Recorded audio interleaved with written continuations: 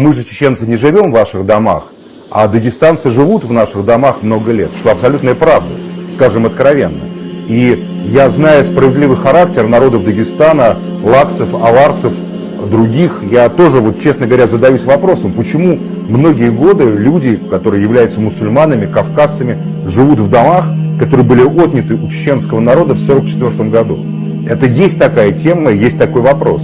Да, было решение в свое время съездов народов Дагестана по Новолакскому району, что лакцы уходят и выделялись огромные деньги на то, чтобы построить для лакцев новые аулы, значит, там, кто хотел в Лакский район, в горы, кто хотел там в район Махачкалы переселяться, значит, а аварцы, которые там живут, остаются, чеченцы приходят и заселяются в свои дома.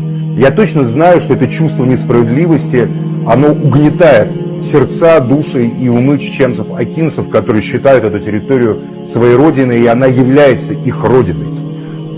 Поэтому я считаю, что в этой ситуации виновно, безусловно, российское государство.